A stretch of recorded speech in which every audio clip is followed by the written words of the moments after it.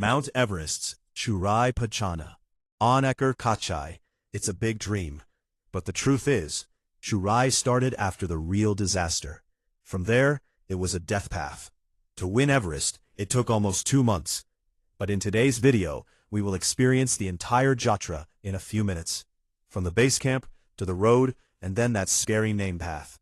To hear this, every place who has taken a long time to take a human life. These are just a story, a real human, a real story. And the most scary thing is that a lot of people have reached their lives, and they have never been alive. Their view, today the murder of Everest's raid, has but a very significant city, which is now 3,600 feet high. This place is a lot of people's place. If you look at the US, this is much higher. And this is where is hidden Everest's death. And why the most death happens on their way. Where every step can be a final moment of their life. We'll be very much in the camp. We'll see the nation's different countries, is the hill that is happening there. We'll try to understand them clearly. Because as long as Everest is as calm as it is this whole Abidjan started from Everest base, 17,600 feet above. This place is a moving side of the hill. That means that your foot soil is still not stable. The wind is slowly going. It's either still or it's very high. If you look at the US, it's very high. And this is where the real challenge starts.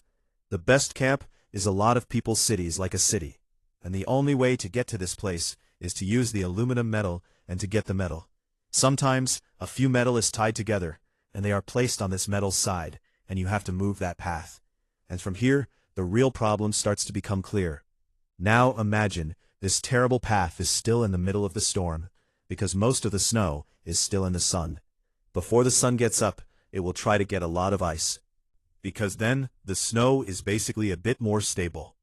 You may not want to run, you may not want to get in the snow, or you may not want to hold it properly. At the same time, the snow is still in the snow. The situation is how much. But the most scary thing was that, as long as you are not in the air, this snow doesn't mean anything. In 2014, a snowmobile broke down, and the death of 6 people was in death. The ones who were in the snowmobile were all in trouble. But that day, they did not do anything. Every year, an icefall doctor named a snowmobile, a horse, and a moai were placed, so others could get this path. But they also don't know when this snow will rise, or where it will break. So if you can get this terrifying icefall, then you have completed your first big test.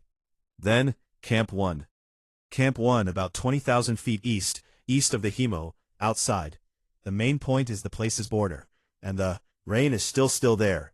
The 4 sides are hidden, the Fatal and the Chalaman Baraf.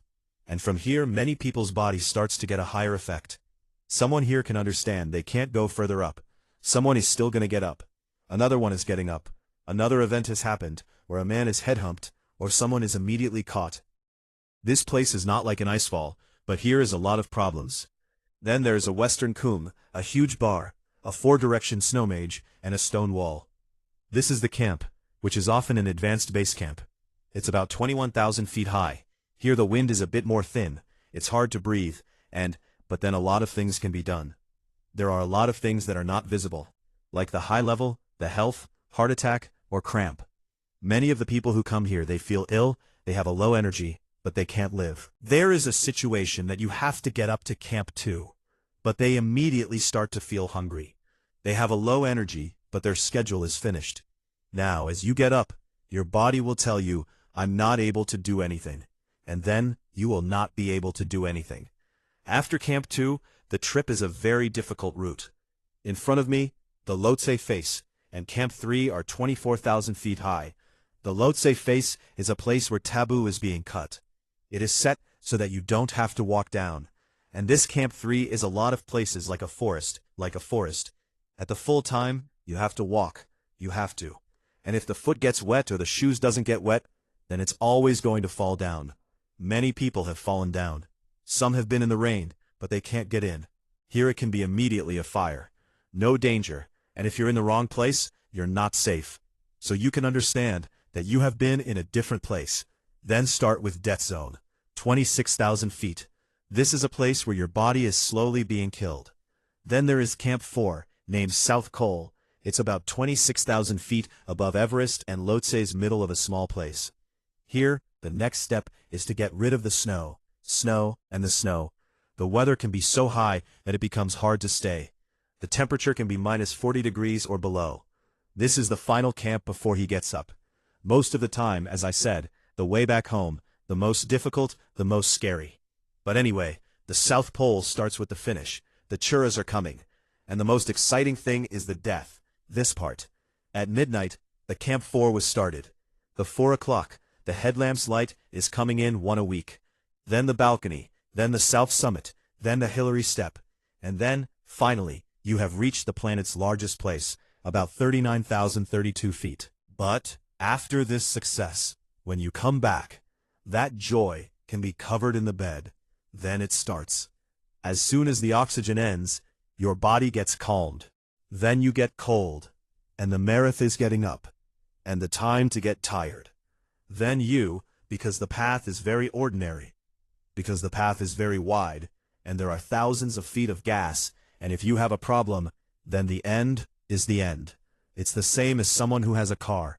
He's being taken, but he can't ever come back home. So the question is, from here, can you go back? Because after coming back, death is more.